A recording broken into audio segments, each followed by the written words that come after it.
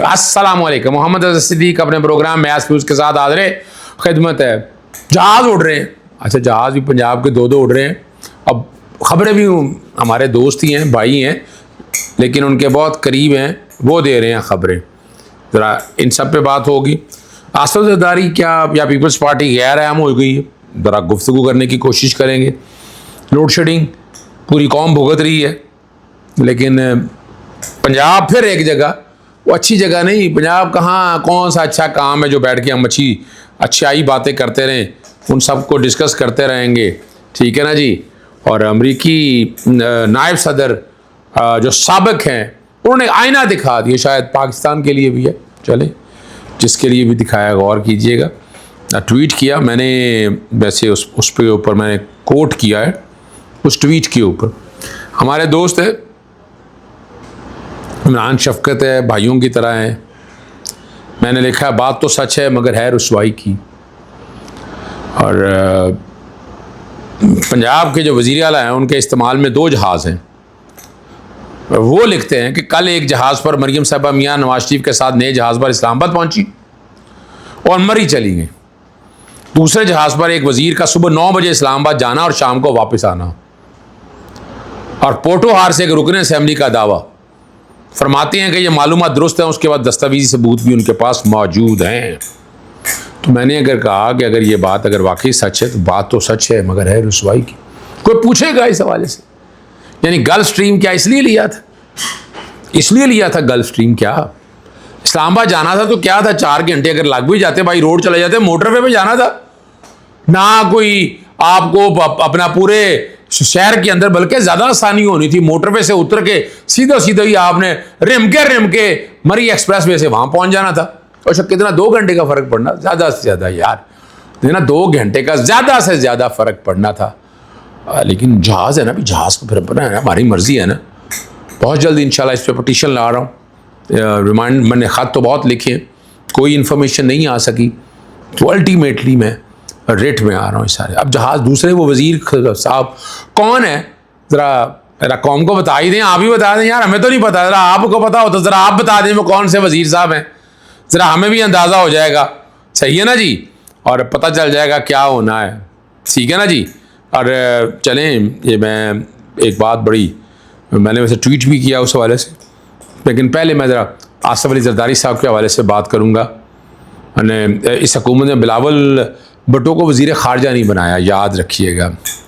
और बड़ा सोच समझ के ये फ़ैसला बनाया कि अगर उन्होंने कहा अगर बना दिया जाएगा तो ये सेटअप 5 साल तक पूरे कर सकता है, ठीक है ना। और ऐसी सूरत में बिलावल के वज़ीर आज़म के बनने के इम्कानात मज़ीद दूर हो सकते हैं। ये दूर अंदेशी है। और बाद भी यानी इस करप्ट माफियाज या सॉरी चले करप्ट माफिया ना छोड़ें, इस नाहल माफियाज के साथ क्या हुकूमत करनी थी। और ये अब ये हो खेल बज़ाहिर ये लग, ये लोग कह रहे हैं कि हिकमत अमली जो है ना ये दुरुस्त साबित नहीं हुई है, लोगों का कहना है ये, लेकिन मैं समझता हूँ पता चल जाएगा आपको। बड़ा इंटेलिजेंटली खेले हैं सारे, इस निज़ाम का साथ भी दिया और नहीं भी साथ दिया उन्होंने, सही है ना जी। और मीडिया रिपोर्ट्स ख़ास तौर पर दुनिया अखबार के मुताबिक पार्टी के अंदर ये सवाल उठ रहा है कि ये वजारतें क्यों नहीं ली गई। लूट मार के हवाले से बात कर रहे हैं। अच्छा चलें, वैसे ही बात कर रहे होंगे कि फ़ायदे लेने थे, क्यों नहीं लिए गए फ़ायदे। असल जंग तो यही है ना, और क्या हो रहा है। ओ भाई यही जंग है, इसी को कैसा सारा बेवकूफ़ बना रहे हैं कि ऐसे जैसे पता नहीं क्या हो जाना है, ठीक है ना जी। और आपको पता है जैसे हम लोड शेडिंग आँख मचोली खेलती है, वो रावलपिंडी भी आँख मचोली कभी बंद है कभी खुला है। रावलपिंडी में बंद करने की ज़रूरत तो मेरा नहीं ख्याल था कोई थी। अच्छा हाँ, वो एक्चुअली वो जो एयरपोर्ट इस्तेमाल होता है वो नूर बेस का गालबन इस्तेमाल होता है उनके हवाले से, और वो चीज़ें बड़ी वजाहत के साथ सामने आती रहती हैं क्या होना। लेकिन अब जो इसराइल के अंदर कॉलम छपा, वो हमने झूठ बयान किया, सारा कुछ सामने करके वो तो खामोशी होगी, लेकिन बात किसी और तरफ चली गई है। यहाँ पिंडी बंद करना खोलना, लेकिन लोड शेडिंग जो है ना वो 8 घंटे के करीब बात हो रही है। मैं पिटिशन एक उसके हवाले से लेकर आ रहा हूँ। और पंजाब के काबीना को प्रोटोकॉल के साथ मरी बुलाया गया, ये भी मैंने बात की थी। और जहाँ नवाज शरीफ साहब देखना जहाज़ में बैठ कर गए हैं हुकूमत पंजाब के ये, और सदारत कर रहे हैं, और ये सूरत हाल का यानी वो लाहौर रिवाइवल अथॉरिटी होगी यार, और वो ये लहर ही होगी ना, लहर का डाटा मैं मांगता फिर रहा हूँ, अरबों रुपया लगा रहे हैं, कोई पूछने वाला नहीं है। मेरे पास तो एक और इन्फॉर्मेशन आई है, जवासा के अंदर 100 अरब का गालिबन टेंडर है जो, और वो टेंडर्स के अंदर क्या हो रहा है मैं उसको बारीकी से भी ले रहा हूँ उस बारे मामले में। बड़ा लूट मार चल रही है भाई, कोई पूछने वाला नहीं है। तारीख में इतना बुरा हाल नहीं है जो मैं, यानी एक टारगेट आप अचीव कर रहे हैं लेकिन मुल्क का सत्यानाश हो रहा है, ये ज़रा समझना है, ठीक है ना जी। और पंजाब की काबीना को प्रोटोकॉल के साथ मरी बुलाया गया। अब यहाँ ये अंदाज़ा लगाया जा सकता है कि हुक्मरान जो है ना खुद आसाइशों और TADE के फ़ायदे, और वो जो कफ़ायत शहरी मुहिम कहाँ गई, मरी के सड़कों पे आपने देखा गाड़ियाँ फिर रही थी। अच्छा वो किस लिए फिर रही थी, आप ऐसा एक सवाल है, किस लिए फिर रही थी? मरी रिवाइवल प्रोग्राम है, चलें जो भी रिवाइवल प्रोग्राम है, और हमने सरकारी खर्चे पर इश्तहार देखे, अखबारों में आ रहे हैं, TV पे आ रहे हैं, सोशल मीडिया पे आ रहे हैं। अब ये सारा कुछ मकसद क्या है? लोग एक तरफ लोग कह रहे हैं कि मरी के सैर, हम नवाज शरीफ तो हमेशा मरी के सैर क्या करते, अच्छी बात है, यानी मुझे भी वक्त मिले तो मैं भी ज़्यादा वक्त मरी में ज़रूर गुजारूँ। बुरी बात क्या है इसमें? देखें इसको इस कॉन्टेक्स्ट के हवाले से मैं ज़रा पॉजिटिव सेंस में लेना चाहता हूँ ताकि आप समझ सकें। एक इररेलेवेंट सी खबर है, वो नाम क्या है, न 3 में न 13 में इंजीनियर मोहम्मद अली मिर्ज़ा जो है JLM अकेडमी का, आपको पता फायरिंग का वाक़या आया। अकेडमी इंतज़ामिया के मुताबिक हमलावर ने अपने गेट पर फायरिंग की, पुलिस ने भरपूर जवाब दिया और पुलिस के फायरिंग से जो हमलावर है वो गेट पर ही मारा गया। इंजीनियर पता नहीं क्यों लोग समझ रहे हैं बड़े इंपॉर्टेंट है, मैं तो इररेलेवेंट आदमी समझता हूँ इसको। क्या कैपेसिटी है ऐसा कंट्रोवर्शियल आदमी जिसको दीन का उतना पता ही कुछ नहीं है, यानी दीन में देखे ना, दीन के दोनों तरफ वो लेकर खेलता है। ये तो मैं नहीं समझता मुनासिब किसी तरह से भी उनका जिस तरह भी रखना है। और बताया ये जा रहा है कि हमला तकरीबन 10:45 पर हुआ और पुलिस एहलकार भी जख्म हुआ और अस्पताल भी मुंतकिल। अगली बात जो बड़ी अहम है, पंजाब पहले नंबर पर ये अफसोस एजाज़ की बात नहीं है भाई, लम्हा फ़िक्रिया है। पूरे पाकिस्तान में एड के सबसे ज़्यादा मरीज़ पंजाब में रिपोर्ट हुए, यहाँ तादाद 44,246 से पहुँच। दूसरे नंबर पर सिंध है जहाँ 24,685 है। तीसरे नंबर पर खैबर पख्तूनख्वा जहाँ 8,172 है, और उसके बाद इस्लामाबाद का नंबर आता है।